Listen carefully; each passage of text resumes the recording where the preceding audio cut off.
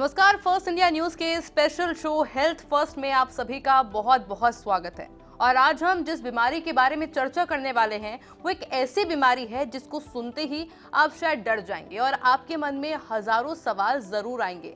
हम बात कर रहे हैं कैंसर की, और क्योंकि डॉक्टर के पास में हर सवाल का जवाब होता है, ऐसे में हमारे साथ में स्टूडियो में मौजूद है डॉक्टर अभिषेक चारण, MD DMN consultant medical oncology, HCG cancer centre Jaipur. Sir बहुत बहुत स्वागत है आपका हमारे साथ में। नमस्कार, बहुत बहुत thank you for having me here. Sir शुरुआत से शुरू करते हैं, क्योंकि कैंसर का नाम जहन में आते ही सुनते ही हम डर जाते हैं। तो कैंसर आखिर है क्या? कैंसर, क्योंकि हमारी बॉडी बनी हुई है टिश्यू से। टिश्यू का भी छोटा पार्ट होता है सेल। तो कोई भी सेल जब प्रोलिफरेट करता है और उसको अनकंट्रोल्ड प्रोलिफरेशन होता है तो वो आगे चल के कैंसर बन जाता है। ये बॉडी के किसी भी पार्ट में हो सकता है, किसी भी ऑर्गन में हो सकता है। तो प्रोलिफरेशन ऑफ सेल्स है जो अनकंट्रोल्ड है, उससे आगे चल के कैंसर बनता है। जो कंट्रोल में नहीं है शरीर के, उससे कैंसर बनता है। किसी प्रकार का हो सकता है, ब्लड में भी हो सकता है, किसी लिवर में भी हो सकता है, कहीं पे भी जो सबसे माइन्यूट ऑर्गन है, सेल है, वो प्रोलिफरेट करेगा, वो आगे चल के कैंसर बन जाता है। तो मेनली ये होता है कि हमारे सेल में, बॉडी में एक कंट्रोल होता है। कोई सेल प्रोलिफरेट करेगा, कोई सेल मरेगा, तो उनकी ग्रोथ एक स्टैंडर्ड रहती है। जब उनका वो कंट्रोल डगमगा जाता है और जब ग्रोथ ज़्यादा हो जाती है और मरना कम हो जाता है, तो वो आगे चल के कैंसर बन जाता है। अच्छा सर, मैक्सिमम केसेस ऐसे होते हैं जिसमें पेशेंट को खुद नहीं मालूम होता कि वो कैंसर से पीड़ित है। जब फर्स्ट, सेकंड, थर्ड स्टेज पार कर जाता है तब जाकर उनको रियलाइज होता है, और तब तक शायद बहुत देरी भी हो चुकी होती है। जी, आप बिल्कुल सही कह रहे हैं।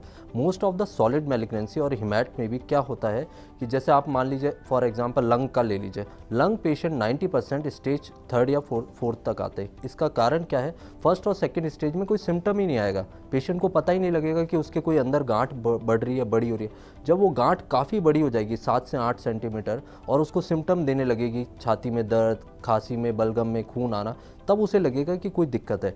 बाय दैट टाइम वो स्टेज चौथी या तीसरी, मतलब आगे का काफ़ी एडवांस स्टेज हो जाता है, इसलिए हमें पकड़ में नहीं आता है। अच्छा सर, क्योंकि कैंसर एक शब्द ही ऐसा है कि लगता है कि बहुत बड़ी बीमारी, वाकई में बहुत बड़ी बीमारी है भी, पर काउंसलिंग की जरूरत इसलिए पड़ती है क्योंकि लगता है कि शरीर से ज्यादा वो बीमारी दिमाग को पकड़ लेती है, और फिर हमारा दिमाग और ज्यादा परेशान हो जाता है और इंसान और ज्यादा बीमार महसूस करने लगता है। तो इसको लेकर क्या कोई काउंसलिंग सेशन भी अलग से होते हैं? एज सच काउंसलिंग सेशन भी करते हैं और पेशेंट को काउंसिल भी करते हैं।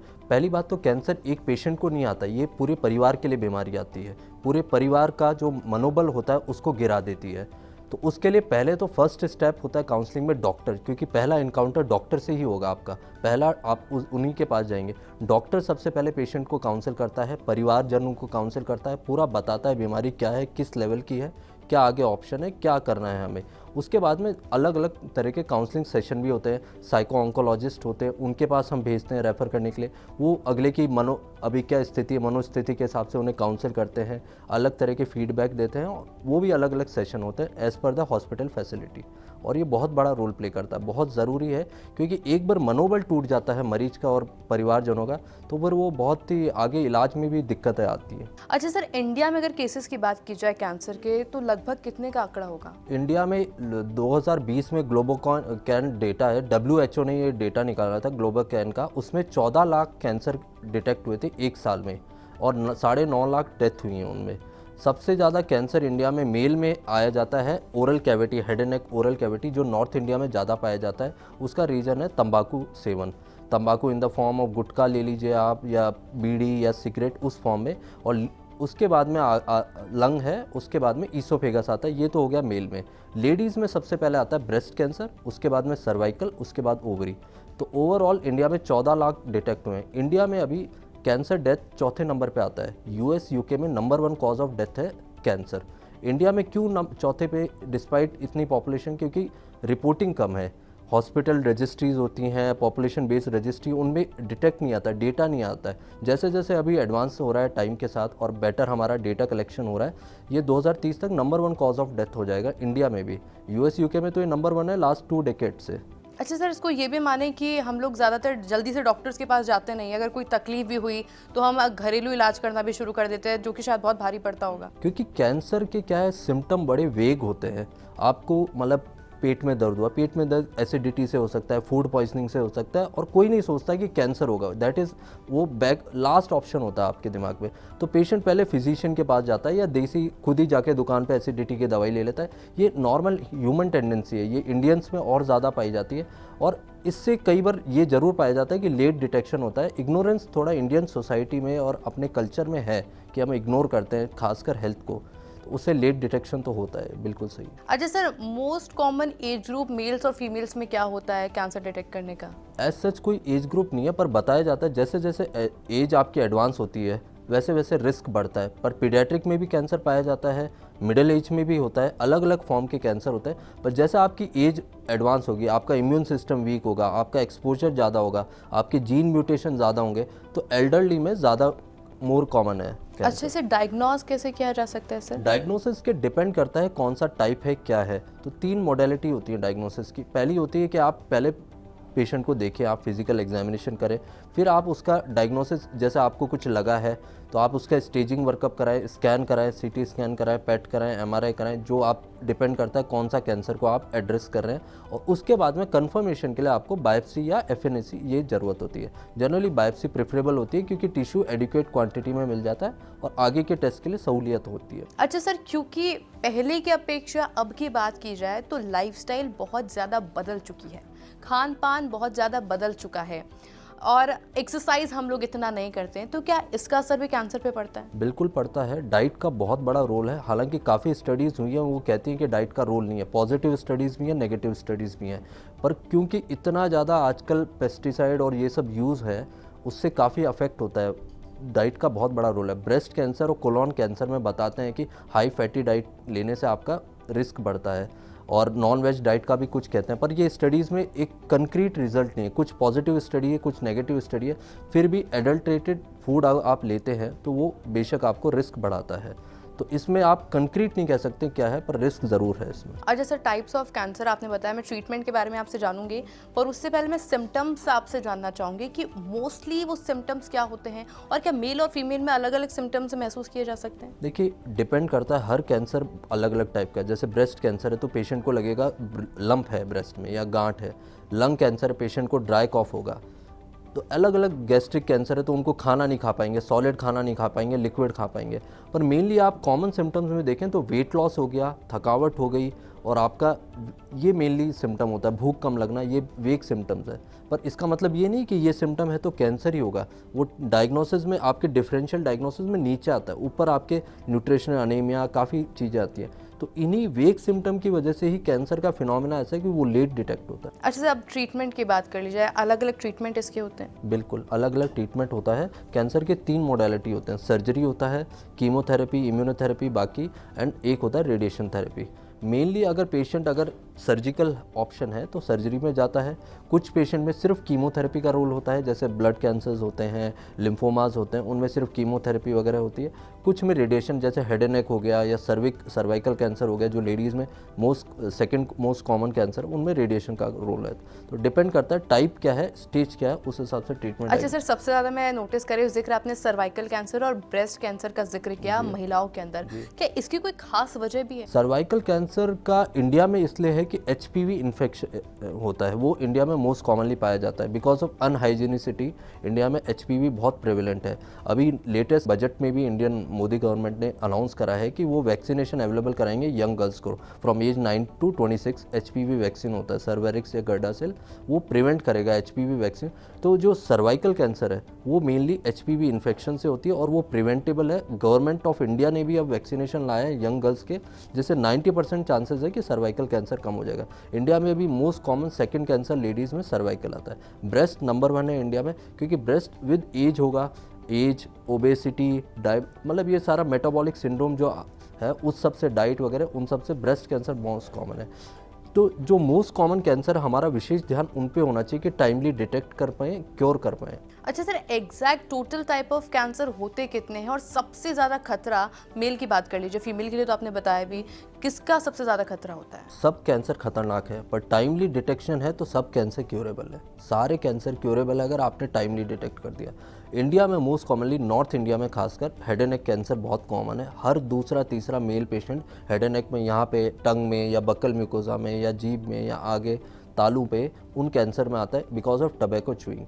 It is a preventable thing. अगर आप टबैको सीजेशन कर दें, काउंसलिंग करें, उनको अच्छे से दें, तो ये प्रिवेंटेबल है। तो गवर्नमेंट ऑफ इंडिया और राजस्थान गवर्नमेंट की भी काफ़ी पॉलिसीज़ है और हमारे लेवल पे भी डॉक्टर्स और काफ़ी अवेयरनेस प्रोग्राम है कि टबैको सीजेशन बंद करें।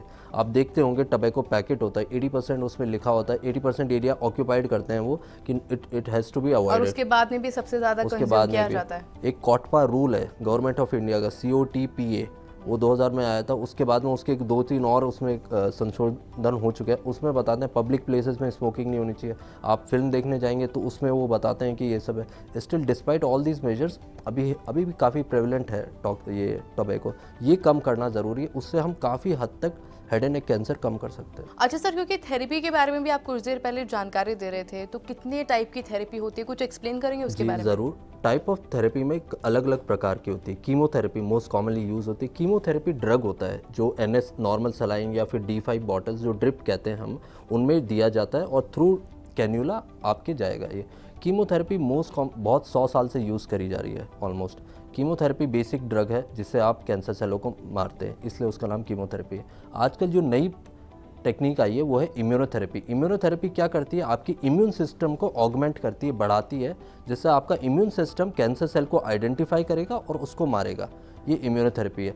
उसके बाद में और अभी एडवांस हो गया है, CAR-T थेरेपी आई है, CAR-T chimeric antigen receptor T cell therapy. उसमें क्या होता है, आपके T सेल को निकाल के उसको आइडेंटिफाई करवाएंगे कि ये कैंसर सेल है, आपको आइडेंटिफाई करना है और वो जाके अटैक करेगा, आपके कैंसर को मारेगा। मतलब आप ही का सेल निकालेंगे आपकी बॉडी से, उसको समझाएंगे, उसको अल्ट्रेशन करेंगे कि वो आइडेंटिफाई कर सके कैंसर आपके शरीर में और उस पर जाके अटैक कर सके। ये लेटेस्ट है CAR-T थेरेपी।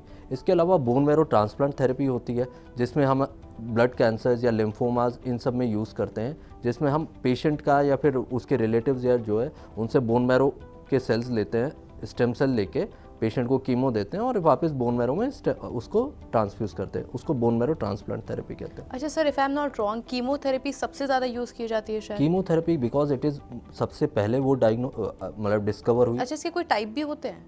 कीमोथेरेपी डिपेंड करता है, अलग अलग क्लासिफिकेशन होता है। एक एंटी मेटाबोलाइट होता है, एल्कलाइटिंग होता है, अलग अलग कैटेगरी के वो जैसे उनका केमिकल कंपोजिशन होता है उस हिसाब से उनका टाइप होता है। अच्छा, क्योंकि सर लाइफस्टाइल को लेकर अभी हम थोड़ी देर पहले बात कर रहे थे, बदलते लाइफस्टाइल, खान पान बदल गया है, एक्सरसाइज नहीं करते हैं, अल्कोहल कंज्यूम ज़्यादा करते हैं, स्मोकिंग को लेकर अभी आप जानकारी दे रहे थे।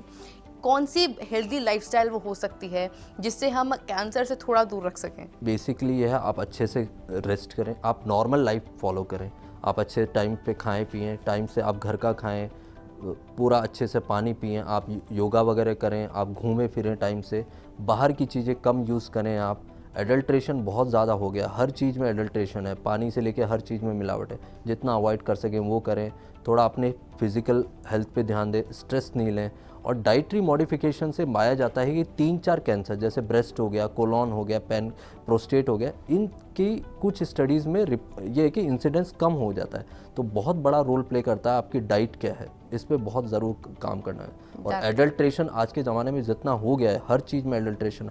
आप देखते हैं दिवाली पे मिठाई में एडल्ट्रेशन से लेके पानी से लेके हर चीज़ में, उसको हम जितना सीमित कर सकें वो अच्छा रहेगा। यानी कि अगर आप कैंसर से बचना चाहते हैं तो आपकी लाइफस्टाइल एक बहुत बड़ा रोल प्ले कर सकती है। सर, सवाल बहुत सारे हैं, मेरे मन में भी सवाल हैं, व्यूअर्स के मन में भी बहुत सारे सवाल हैं, पर क्योंकि एक बहुत छोटे से ब्रेक के लिए रुक रहे हैं, जल्द हाजिर होंगे।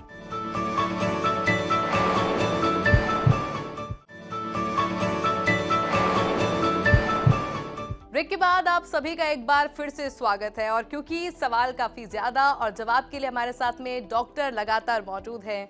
सर, एक बार फिर से आपका स्वागत है। और कैंसर को लेकर के हम लगातार जिक्र कर रहे थे, स्क्रीनिंग ऑफ कैंसर को लेकर भी मैं जानकारी आपसे चाहूंगी। Screening of cancer government of India और अलग अलग एजेंसीज की अलग अलग गाइडलाइंस है। ब्रेस्ट की स्क्रीनिंग होनी चाहिए 40 या 45 ईयर एज से। मेमोग्राफी एक नॉर्मल एक्सरे होता है, वो ब्रेस्ट का करना चाहिए। कोलोन में कोलोनोस्कोपी होनी चाहिए 40 या 50 की एज में, एक बार आप 5 साल में या 10 साल में आप कराएं। वैसे ही हेड एंड नेक में ओरल एग्जामिनेशन होता है, सर्वाइकल कैंसर में पैप स्मीयर होता है। तो अलग अलग कैंसर के अलग अलग स्क्रीनिंग है। इंडिया में पाया जाता है कि क्योंकि नॉलेज नहीं है, अवेयरनेस नहीं है लोगों में, स्क्रीनिंग बहुत कम होती है, इसीलिए इंडिया में एडवांस कैंसर ज़्यादा पाया जाता है as compare to western society. वहाँ पे स्क्रीनिंग बहुत ज़्यादा होती है, वो एजुकेटेड हैं, अवेयर हैं और उनके इंश्योरेंस में सब में कवर्ड होता है, फॉर एग्जांपल यूएस, तो वहाँ पे most of the cancer stage 1 और 2 में पाए जाते हैं। हमारे यहाँ पे अवेयरनेस नहीं है, प्रोग्राम भी इतनी एफिशिएंट नहीं है, तो एडवांस कैंसर पाए जाते हैं। स्क्रीनिंग पे ध्यान देना बहुत ज़रूरी है। आई थिंक सरकार अब कर रही है इस पे काम। अच्छा सर, अभी आपने अलग अलग ट्रीटमेंट्स बता दिए, आपने थेरेपीज़ काफ़ी सारी बता दी, पर क्या इनके कोई साइड इफ़ेक्ट भी होते हैं? क्योंकि मोस्टली जो मैंने देखा है, हमारे व्यूअर्स ने भी देखा होगा कि बाल चले जाना ये मोस्टली केसेस में देखने को मिलता है ना। कीमोथेरेपी के काफ़ी साइड इफ़ेक्ट होते हैं, पर सारे मैनेजेबल होते हैं। बाल कई कीमोथेरेपी में चले जाते हैं, पर 6 महीने 8 महीने में आ जाते हैं। विग का ऑप्शन भी देते हैं, कई ऑप्शन देते हैं। कई बार मुंह में छाले होना, उबाक आना, उल्टी करना या नौजिया होना, ये कॉमन होता है। कई बार पेशेंट इन्फेक्टेड हो जाता है, इम्यूनिटी कम हो जाती है, ये सब। पर जितने भी साइड इफ़ेक्ट हैं सब मैनेजेबल हैं। देखिए, कुछ भी अंदर शरीर में जाएगा, इवन हम खाना भी खाते हैं तो वो आप ज़्यादा खा लेंगे तो आपको शुगर दे देगा, कोलेस्ट्रॉल दे देगा, अलग अलग एसिडिटी दे देगा। तो शरीर के अंदर कुछ भी गया वो साइड इफ़ेक्ट तो कुछ देगा। उसी प्रकार अगर कीमो अगर अंदर गई है शरीर में, नुकसान कुछ तो करती है, पर हम देखते हैं थेरापेटिक बेनिफिट कितना है। बेनिफिट इतना है, साइड इफ़ेक्ट इतना है, और साइड इफ़ेक्ट जो भी है वो मैनेजेबल है। तो थोड़ा बहुत है पर मैनेजेबल है। अच्छा सर, एक मिथ दिमाग में रहता है कि अगर आप कैंसर पेशेंट के पास में जाएंगे तो आपको भी कोई बीमारी हो सकती है। Is it true? No no no, it is not true. ये एक मिथ है। ये छुआछूत वाली बीमारी नहीं है। आप एक ही गिलास में पानी पिए, आप एक ही थाली में खाना खाओ, कुछ उससे नहीं फ़र्क पड़ता है। ये अंदर बॉडी में म्यूटेशन हो गए, उससे फिर प्रोलिफरेशन हो जाता है सेल का, उससे कैंसर बन जाता है। इससे ऐसा नहीं है कि फैलने वाला बीमारी है, ये it's not a communicable disease. अच्छा सर, फॉलोअप इसको लेकर क्या देंगे आप? फॉलोअप, एक बार पेशेंट का कैंसर का ट्रीटमेंट खत्म हो जाता है, क्योंकि म्यूटेशन की वजह से होता है, पेशेंट को हमेशा रिस्क है रिकरेंस का।